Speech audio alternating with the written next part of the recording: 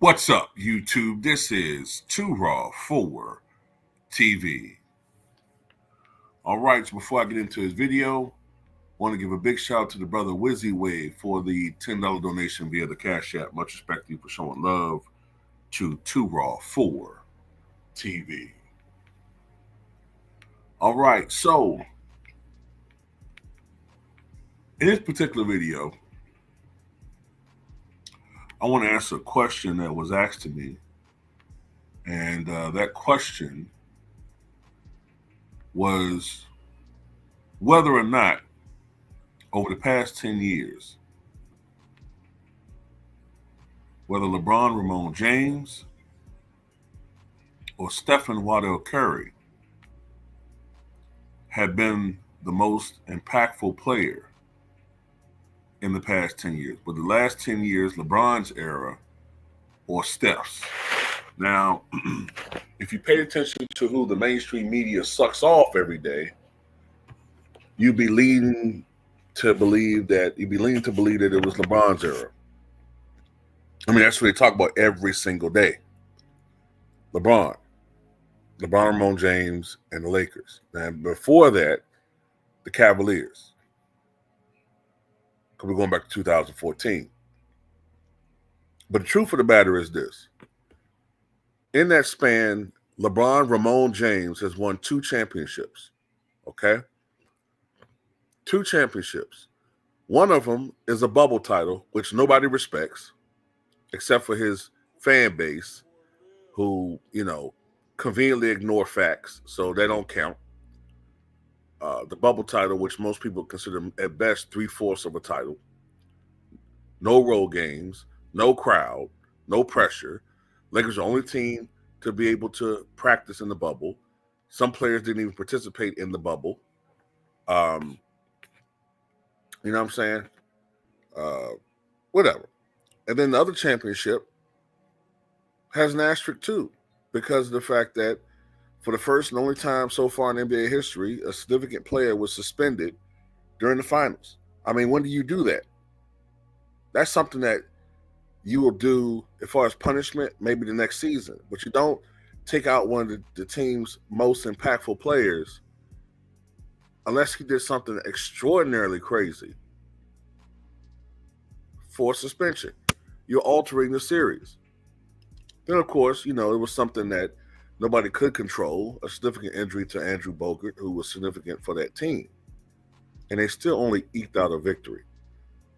Aside from that, we're going back to 2013-14, they lost in the finals. Well, LeBron lost in the finals in 2014.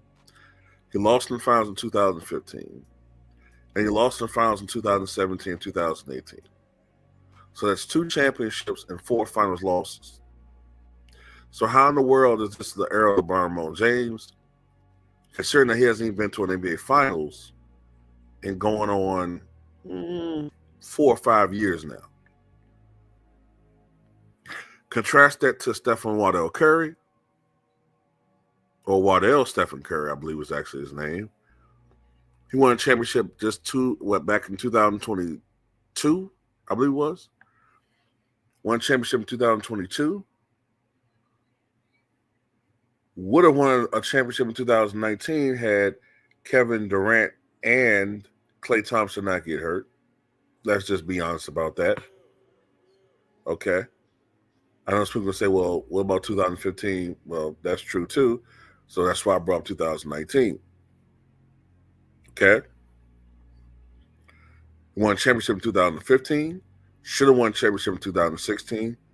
Won a championship in 2017. Won a championship in 2018. Won a championship in 2022. All right. Kicking LeBron's ass all up and down the NBA Finals streets. 2015, 2017, 2018. So how is this the era of LeBron Ramon James when all he's done is lose? Oh, he's put up a lot of stats. Absolutely. But when it comes to winning over the last decade, it's Stephen Waddell Curry over LeBron Ramon James all day. LeBron fans don't like that. They can't stand it. They hate it. when Steph and Waddell Curry got that fourth ring to tie LeBron James. And that's why they've been pushing, put these guys on the same team together. Why? Because they don't want Steph to one-up LeBron when it comes to championship rings. Also, although I do believe analytics played a larger role than anything else, the way that the game is played is nothing in common with LeBron James. Okay? When LeBron James was drafted back in 2003, he was probably the guy that could average triple-double in the season. Even though he got some fake-ass triple-double streak going on now, only one man, Russell Westbrook, averaged a triple-double for a season in modern times, him and Oscar. And Russ is the only one to do it more than one time. He did it 4 years, 4 different seasons. Okay? LeBron James could never do that, even though he'd probably be bigger, faster, and stronger, and a better player, but he couldn't do it. Steph Curry popularized the three-point shot to the point where everyone tries to play like Steph, but they can't replicate what he does. They can't do what he does. He's the only guy that can do and what he does at that level, to be that great a three-point shooter, to have that range, to have the multitude of ways he can shoot from outside, catch and shoot, off the dribble, fading away, logo threes, off one leg, off the other leg. You know what I'm saying? He could just he can do it all when it comes to shooting. He's the greatest shooter of all time. He's the greatest three-point shooter of all time, in my opinion. He's become one of the best clutch performers in the game. He doesn't run away from the clutch, unlike a certain guy from Akron, Ohio. So at the end of the day, in my opinion, the last 10 years have been the era of Stephen, or as you want to put it technically, Waddell Stephen Curry. It's been his era. Hell, while everybody keeps sucking off the LA Fakers, last I checked, although they might have played last night and I don't realize it, but last time I looked, the Warriors were 9-2. Was anybody expecting that? Let's see what they are now. Maybe they play it again.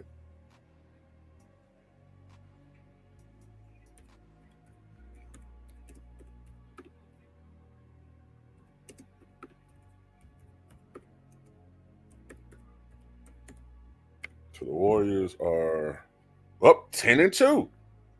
Who expected that?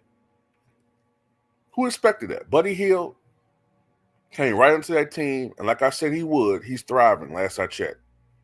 He's thriving. I knew he would thrive in that system. They beat the Grizzlies 123-118. Let's see.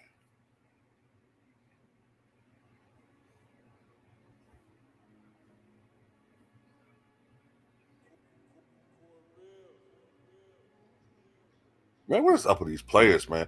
Why is Ja Morant out, man? Ain't he just coming back, man? God damn. Buddy Hield, 18 points. Stephen Waddell Curry, 13 points. Wiggins, 13 points. Draymond Green, 13 points. Lord have mercy, Draymond Green turned to a three-point shooter. Cal Anderson, 8 points. Moses Moody, 14 points. Gary Payton, the second, they see they got him back now. Okay, so I guess he's been back. But anyway, the point is, Stephen Waddell Curry is that dude. You know what I'm saying? He's that dude. And, yeah. He's been the guy who players try to emulate. He's the guy that fans try to emulate. Fans can relate to Curry. Fans can relate. Most guys ain't athletic like that. Most guys can't dunk a regulation court. Most guys aren't 6'9" and taller. So they can't relate to a LeBron James.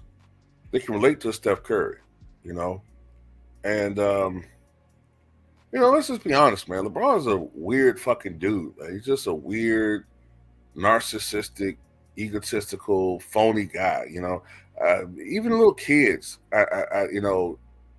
can pick up on something being off with LeBron as his personality. Man, he don't seem like a real person.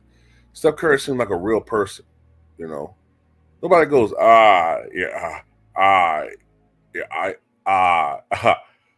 I was talking to Brian the other day. I knew Trump was going to win. I mean, I knew that.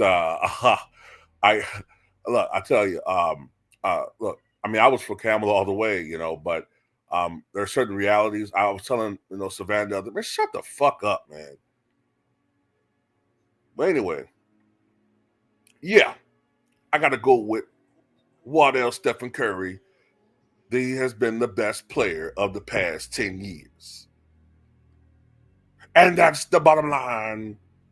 Cause Stone Cold 2 Raw said so. No, that's not his music. What's his music? Oh, yeah.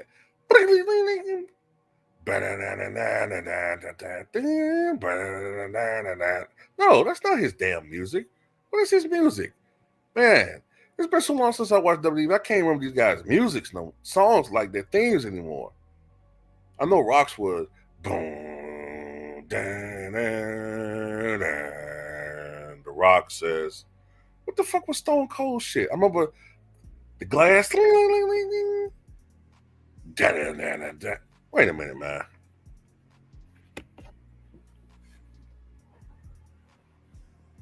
I know I'm getting old. I can't remember the goddamn dude's song, man. What's his damn theme, man? I can't even remember this shit in my head. I got to find it, man. I got to find his theme song.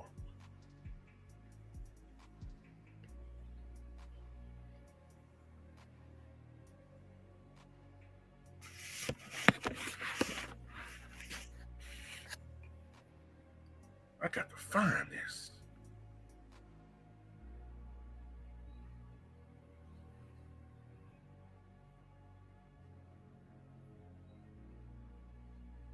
Here we go.